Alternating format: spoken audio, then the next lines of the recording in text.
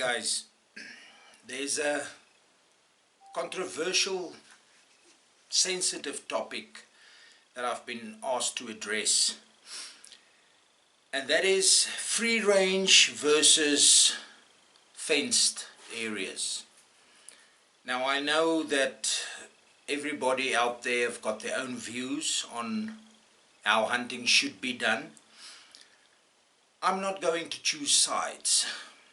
I was very fortunate and blessed in my professional hunting career spanning 30 years to have hunted in 11 countries in Africa. I've seen all the different areas there is, from dry desert to tropical rainforest and everything in between. And every area that I've hunted in, every country that I've hunted in has got its own merits. They're all beautiful places. To start off, I think we should determine first bow hunting, rifle hunting. The easy one is bow hunting. You need a controlled environment. The best bow hunting countries I've been to, where I've guided, is definitely South Africa. South Africa is completely rigged for bow hunting and archers. Also for family groups where children in that accompanies you. They've got the infrastructure, they've got the support structure in case of anything that should go wrong. You cannot really better South Africa in that environment. Saying that, South Africa is well known for its fenced areas. High fences that most people call it. And that's a deterrent to a lot of hunters, be it bow hunting or rifle hunting. I don't always understand the reasons why. I do, however, understand if the area is very small. I myself don't partake in hunting small areas where your choices of the amount of animals in the species that you're after is limited. Yes, some of you who are record book followers, who are looking for the large trophies to enter in record books for whatsoever reason, South Africa with its big gene pool where the farmers breed large animals trophy wise, yes, then it's definitely one of your options. And as I said, bow hunting, you can't really get better than South Africa when it comes to plains game hunting, and to an extent some of the big five. Another country that I've been very successful with in bow hunting is Zimbabwe and Zambia. For certain species, definitely. When it comes to your dangerous game animals, you are unfortunately limited to the laws of each and every country. Where Zimbabwe is one of the few countries, along with Mozambique, where you can hunt almost everything except rhino. And so yes, for certain areas and certain species in bow hunting, you are limited. And be that as it may, you cannot get better than South Africa. Namibia is good. I enjoy my hunts in Namibia, but again limited to species, where South Africa has got everything you can dream of. Rifle hunting. There it is a very big factor. A lot of hunters do not want to see fences, and if you can afford the very expensive daily rates of other countries with huge open concessions, then go for it. I mean, if you talk about open areas, Maasai land, the Selous in Tanzania, that's synonymous with trophy hunting. And great areas, although it's challenging and becoming more challenging as time goes by. Times and eras are changing, and we have to change with it. Otherwise, we lose. I hunt in Mozambique a lot. I hunt in Zimbabwe a lot. I used to hunt in Zambia for many, many years. Fantastic countries. Depending on the area that you're in, it can be a very, very rewarding, although very challenging hunt. But there are areas in those countries that I would not recommend. It all depends on the operator that you're with. Some have got excellent reputations and some don't, like in any walk of life.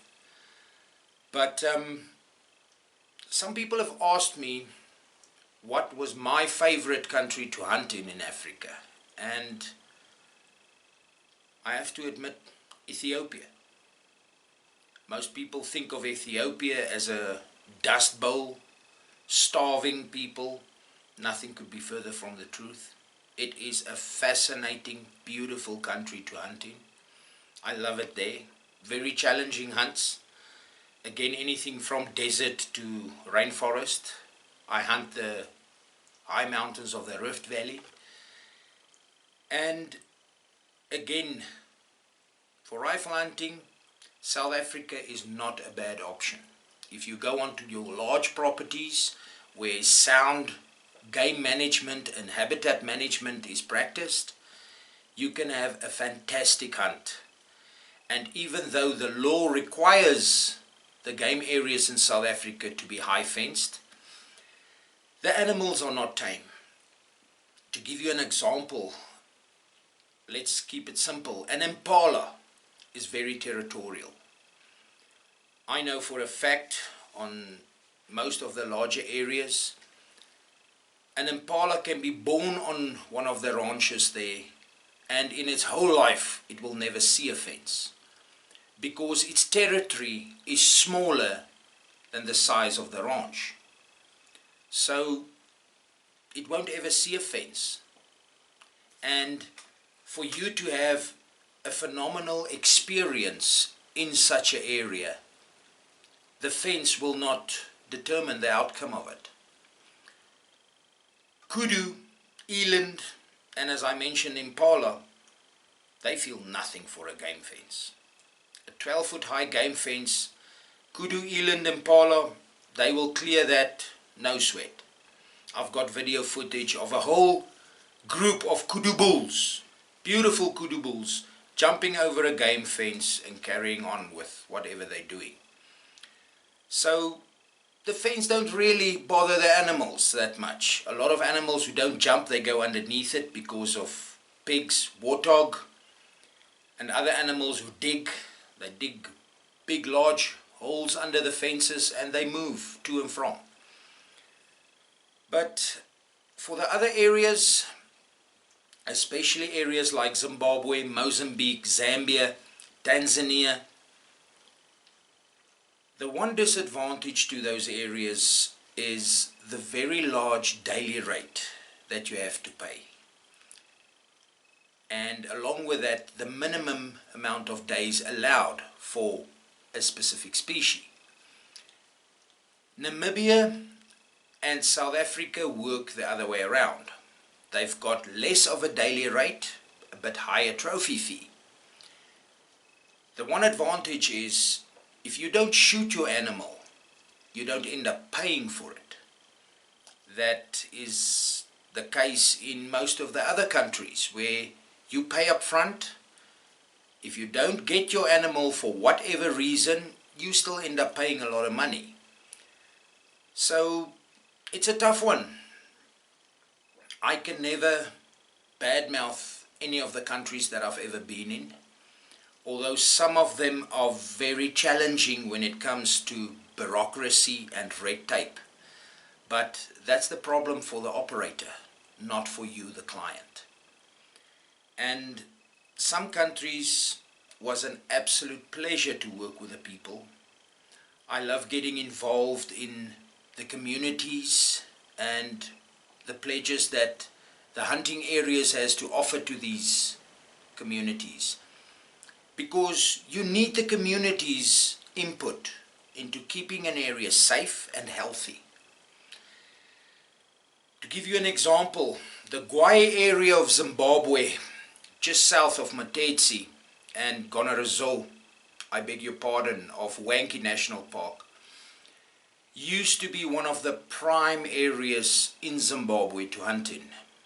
These days, sadly, it is not the case anymore.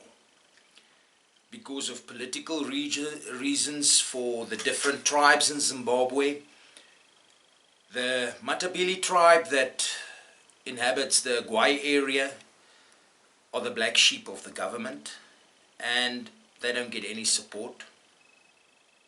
They had to turn to the animals to feed themselves. Who can blame them? The commercial poaching there, it's heavy. I blame them, because they don't poach to feed themselves. They poach for money, for wealth. And then there are success stories. The Zambezi Delta area of Mozambique, 15 to 20 years ago, heavy with a civil war. Today it's a thriving success story of habitat management that in the end created a healthy, very healthy wildlife population. And it's growing. There's a lot of success stories. And there's also a lot of sad stories. If we look at what's happening in Tanzania at the moment, a lot of the big concessions are closing down because of who knows what. And it's sad. Then there are countries that are very stable. Namibia is one. Beautiful scenery. It's mostly desert. I love hunting the desert areas. It's unique. So you as the client, my suggestion is decide for yourself. Are you after the trophy alone, or are you looking for a complete experience? To experience Africa. Fortunately for us, Africa is so diverse, with so many different habitat systems, so many different animals, that if you come to Africa every year for 10 years, you won't even see a tenth of what it's got to offer. And no two places are the same, not even in the same country. So guys, dream of Africa. Africa needs you. The wildlife needs you. And when you do come to Africa, enjoy the experience. Try and become part of it. Become part of the success story. And hopefully we can keep this on for generations to come. Because Africa needs the hunters. If people like it or not, Africa needs the hunters. Guys, responsibly and ethically, please. Thank you.